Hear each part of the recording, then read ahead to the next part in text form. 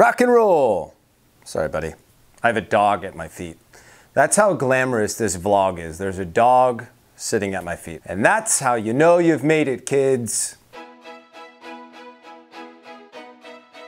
What is up, everybody? Welcome to chapter 3 of the Dad Diary. Last week's episode, chapter 2, was all about that sort of taboo subject that is infertility. We got in, we got deep. I told you guys all about testing, results, the feelings, emotions tied to finding out that there are fertility issues, and then what you do moving forward. This episode, chapter 3, is all about fertility services, and in our case, the procedure most commonly known as IVF. That is right, kids. We're gonna get all up in IVF this week. That sounds inappropriate, but it's what's gonna happen. So, without any further ado, let's get down to it. As I left off in our last episode, my wife and I were faced with the reality that it was going to be very difficult for us to get pregnant on our own without any sort of assistance. So, where do we go from here? Well, it's time to find a fertility doctor. Now, I cannot stress how important I believe it is to find somebody that you feel comfortable with. You may get referred to doctors who have worked out for your friends, for your family, who you've read reviews of online, and go meet with those people. But if the vibe isn't right, if you don't feel a connection to that person, I highly suggest that you meet with multiple doctors. Fortunately, in our case, we got introduced to a doctor, to a clinic that we just immediately connected with. Our doctor, Dr. B, I won't put him on blast here, but our doctor and his staff welcomed us with arms wide open. They were so okay with all of the questions that we had. I mean, this is such an intimate experience, so you need to make sure that the doctor that you go with is somebody that you feel a connection to, because the reality is you're not just going to be with them throughout all the testing. You're going to be with them up until, hopefully you get pregnant, but up until the 9-week mark. So you need to make sure that you are comfortable with these individuals. So once we decided that Dr. B was the individual that we wanted to move forward with, it was all about putting together a plan of action at that point. The plan of action is dictated by tests. There's a lot of tests when it comes to fertility. Fortunately for us, as I mentioned in my previous video, we'd already had a lot of testing done, so we were able to provide a lot of those results to our doctor. Now, there were more tests that then came after that. The fertility issues existed with me. So as a result of that, more tests, right? So the doctor ordered a test that I had not done before, and that was a sperm DNA test. And that's not as simple as just going to a fertility clinic, walking into a room, taking part in the entertainment, providing a sample, and then going on your merry way. No, this one involves them shipping this massive container to your house. This container looks like a massive missile. This doesn't even do it justice, because the thing is huge, probably weighs about 30 to 35 pounds, and inside this massive mushroomy missile-shaped container, there is a cryo chamber inside. Now, my favorite part of this was when the FedEx driver arrived with the container.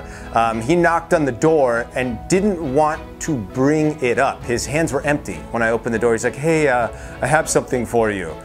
Obviously, I knew what it was, so I went down to his truck, and he pulls it out of his truck. He looks at me, and this is what he says to me. He goes, "I don't even want to know what this is." And I was like, "Bro, there are shipping stickers all over this thing. I'm not the first one to get one of these." Anyway, I brought my missile back up to the apartment and proceeded to review the materials that they provide, that basically lay out for you what you are about to do. It's not as simple as just provide a sample and ship it off. There's like specific days you have to abstain, and then once those days are over, then you provide the sample. Then you have to put it into 3 different little mini vials that go in this long metal stick that you drop into the cryo chamber and then send off to South Dakota.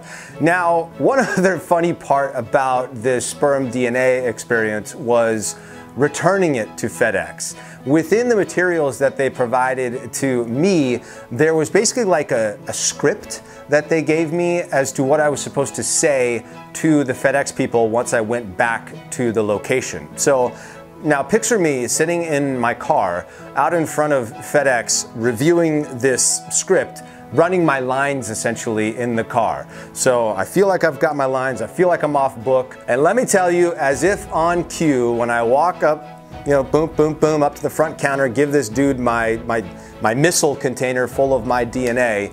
He says to me, "What the heck is this, dude?" I looked at him dead in his eyes and I said, "It's a frozen biological sample." Nailed it. While my DNA is still in South Dakota being tested, we have to go back for multiple visits to the fertility doctor. For my wife, it was all about vaginal ultrasounds. Yeah, guys, I have to admit, I never knew what stirrups in a woman's exam room look like. Well, I now know, and everything is on full display. I will tell you, women, I am so impressed by how easily you just go through all of this stuff. You are killing the game. Anyway, my wife had a vaginal ultrasound. Specifically, they needed to see what was going on inside of her, and the most important thing that they were looking for was the amount of follicles that she had inside of her. Basically, those follicles are what they aim to stimulate with the various medications that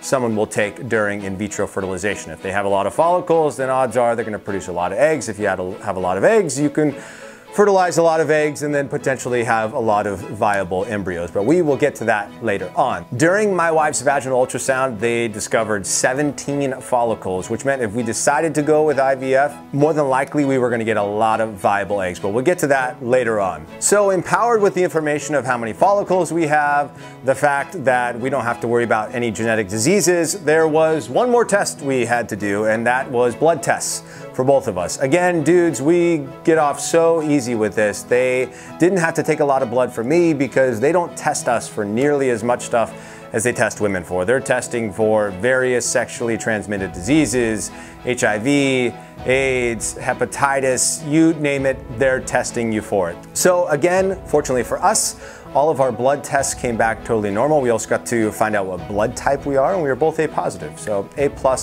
for us. At this point, there's only one more result that we are waiting for, and that is the result of my DNA test. And my doctor called me, and I gotta say, for someone who was the cause of the infertility issues, this call that I got from the doctor made me feel so awesome. The doctor informed me that I basically had the highest graded DNA quality that you could have in sperm. So my response, obviously, to my wife was, I mean, how much quality sperm can you really expect one guy to produce? I mean, quality over quantity, am I right? Anyway, she looked at me and rolled her eyes, as I'm sure many of you are doing right now. So, with all of our test results now in, it was time to determine what our plan of action was going to be moving forward. Essentially, which procedure we were going to attempt. So when we met with our doctor, we basically discussed two options, one being IUI, the other being IVF. Now, IUI is considerably cheaper per attempt. Basically, you're looking at, approximately $2,000, $2,500 per attempt. Given the fact that my wife and I don't have an infinite amount of income to just keep throwing at rounds of IUI, we talked to our doctor, we asked him, we said, what do you think is best for us given our age, given all the information that you have, all the testing that we've done, and he advised that we move forward with in vitro fertilization. We agreed. We felt like that was the right decision for us. So the next step in the process was finding out the costs. That moment was very humbling. Finding out that we were going to be looking at upwards of $20,000 for one round of IVF, something that obviously works, but is not guaranteed. It was scary. And further, my wife and I were not in a place at that time, and I'm sure many couples can relate. We didn't have just $20,000, $25,000 of extra money in the bank account to just put towards in vitro. So we were left in a place where we knew that that was what was going to give us the best chance of becoming parents, but we didn't know how we were going to make it happen. And that's a point where our story gets awesome. That's the best word that I can think to describe it. We got introduced to this amazing organization here in Southern California called the Jewish Free Loan Association. You can find them at jfla.org. And they give interest-free loans. And specifically, they have one program that is for parents, for couples, for individuals, no matter what religion, no matter what their sexual preference, to apply for and secure interest-free loans for in vitro, for fertility issues. For us, we knew that this was going to be really, other than a personal loan through a bank, this was going to be our only option for being able to pay for in vitro. So we applied and they accepted our first application, and after that they then sent us an even deeper application which required multiple co-signers. So fortunately my parents, my brother, our sister-in-law agreed to co-sign on the loan for us, and we submitted, and we waited for about a week and a half, and then I got the call. They just told me that we were approved for a free loan. So we can move forward with having a baby. As you can imagine, I was feeling a lot of emotion at that point in time. It became so real, it became so possible, because I think going through the process of meeting with the doctors, I was excited about the potential. I was excited about all these things that we were finding out about us. I was excited that there was a chance that we could be parents and that we could have a kid that was part my wife and part me. But that nagging thing in the back of my head the entire time was, how much is this gonna cost? I know that we don't have a significant amount of money. How are we gonna pay for this? And so when that call came in and I found out that the check was waiting for us, I was overwhelmed. It was one of the greatest moments of my life for the individuals who have donated to this incredible fund, to this incredible organization over the years. You have made it possible for individuals like myself and my wife to have a shot at becoming parents. So thank you. So we are ready to move forward. We have a plan of action. We have secured an interest-free loan to pay for this procedure. We've got a schedule in place. We are going to move forward with our first round of in vitro in mid-January. And the timing just feels absolutely perfect because my sister is pregnant and due to deliver her first child right around New Year's. Everything just feels amazing. And this is where the story gets really hard. My sister gave birth to our niece, our goddaughter, and 8 days later she passed away. It is the most heart-wrenching thing that I've ever been through in my life. To watch my sister and my brother-in-law go through what they went through is the most heartbreaking thing. It changed them forever, and it changed us forever. And she was beautiful, and she will be with us forever. Out of respect for my sister and my brother-in-law, I'm not going to go into detail as to what happened, but it broke our hearts, and it made us so aware of how miraculous not just conceiving a child is, but carrying a child full term, bringing a healthy child into the world. And from my perspective, it terrified me. So we set up an extra consultation with the doctor because I just needed to talk through it with somebody. I needed to know that trauma wasn't going to somehow impact my wife and my fertility even further. That it wasn't going to impact the odds, or the chances of our first and possibly only round that we could ever afford of in vitro, that it wasn't going to impact that in a negative way. We met with our doctor, told him what had happened with our niece, and I just have to say how grateful I am that we had the doctor that we did. Our gut instinct when we first met with him was right on, because he was there to talk with us, to encourage us, to mourn with us, but also to let us know that he supported us no matter what we decided to do. He didn't push us to keep moving forward with the schedule as it was laid out at that point in time. He encouraged us to do what felt right to us. And he said something to us that really put my heart as at ease as it could have been at that point in time, which was, maybe this is a light that you need in your life right now. And I knew that that wasn't coming from a place of, you need to do this, we're on schedule. It was coming from a place of love and caring and compassion. after taking a day to talk about it, just the two of us, my wife and myself, and we spoke with our family about it, we knew that our doctor was right, and we knew that the timing was right. So we decided to move forward with in vitro. Okay, so we've made the decision to move forward with in vitro, and once that decision is made, ladies and gentlemen, it is go time. It is go time because everything is based off of the female partner's cycle. And if you are right in the pocket of that, it is time to start taking a lot of pills and pick up a lot of needles with a lot of injections. My dudes, we have it so incredibly easy, and I'm gonna give you a visual sample of how easy we have it. My wife, every day, was taking a lot of pills, and those pills included prenatal vitamins. They included fiber capsules, it included royal jelly, and CoQ10, and folic acid, and bee pollen, and vitamin A, and D3, and estrogen. All these medications my wife was taking every single day. Not only was she taking those medications every single day, but guess what? Every single night, we had to do injections. And let me just tell you, my wife is not a needle person, as most people are not. And further, I'm not a doctor.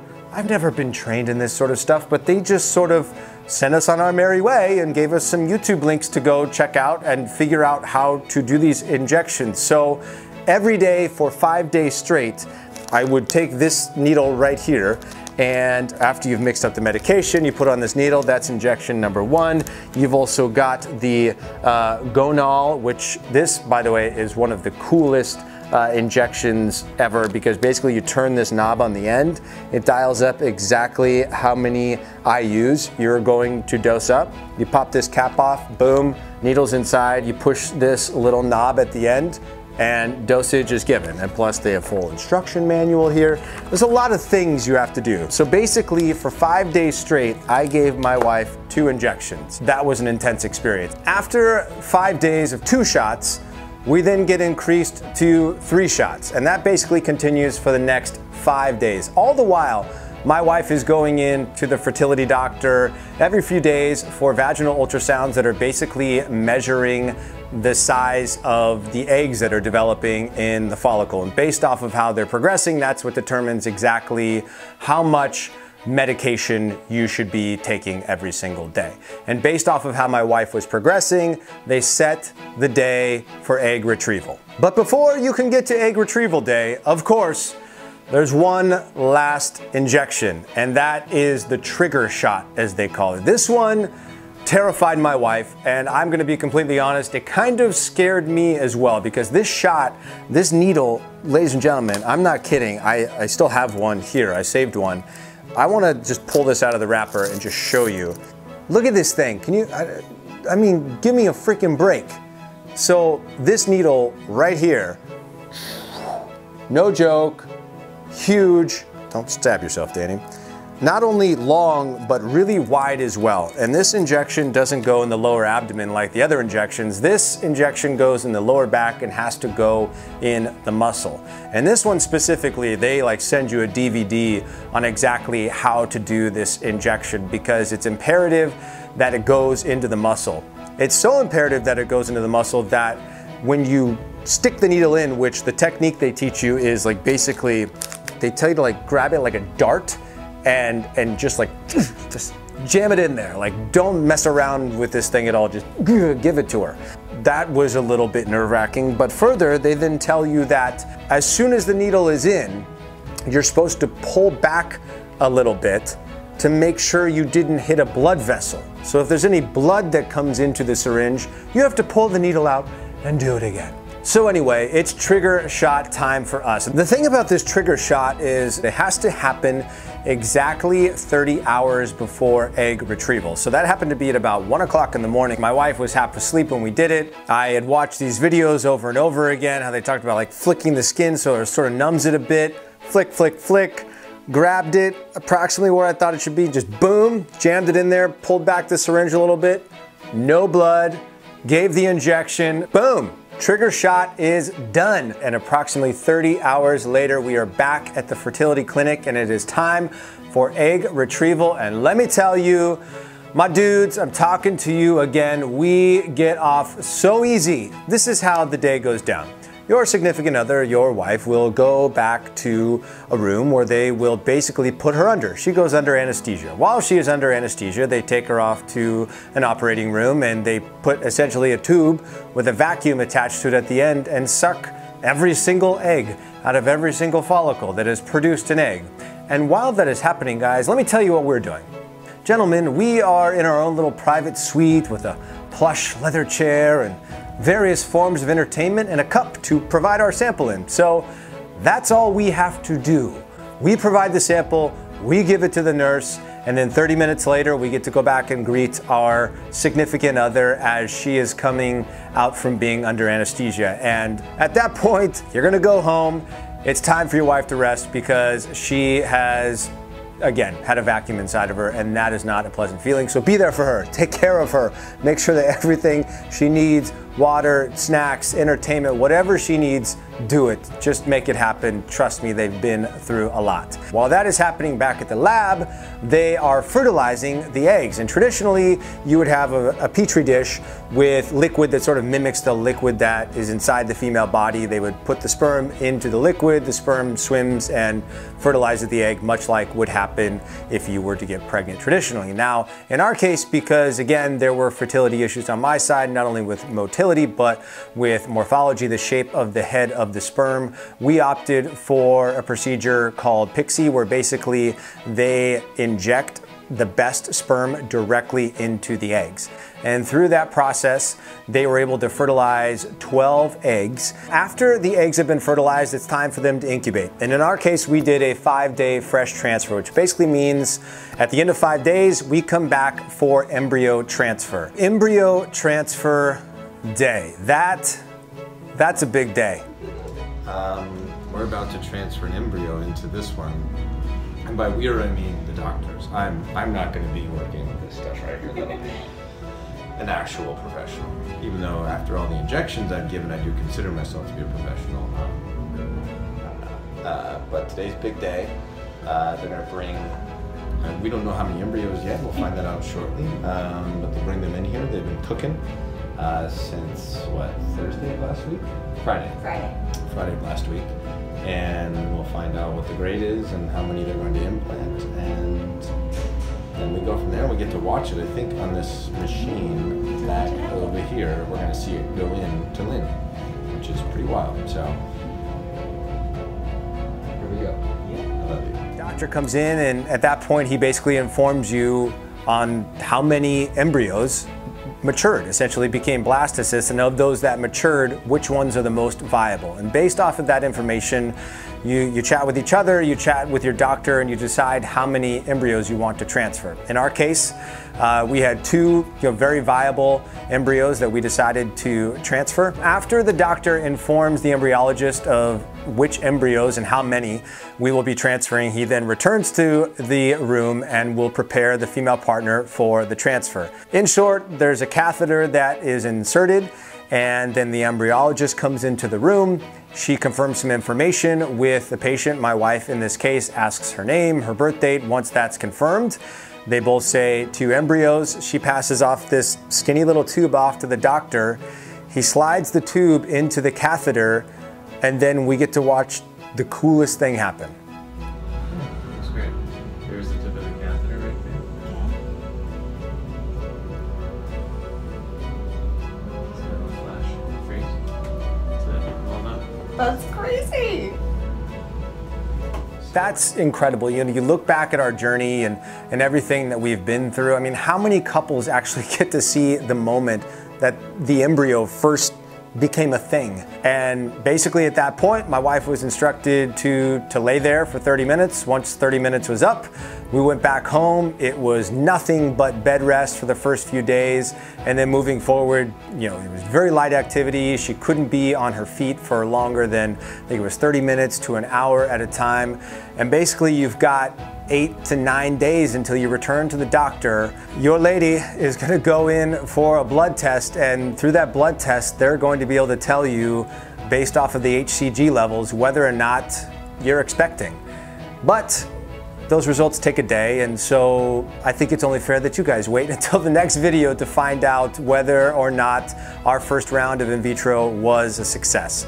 I want to say thank you so much for taking the time to watch. If you liked what you saw here, give it a thumbs up, post a little comment below, let me know that you're watching, let me know what you're liking, what you're not liking, if you want these to be longer, shorter, if you want me to elaborate on certain topics further, I would be happy to do that as well. I'm here for you guys and I'm having such a great time sharing our story. Again, thank you so much for tuning in. Until chapter 4, have an incredible week, peace, and I got it this time, love.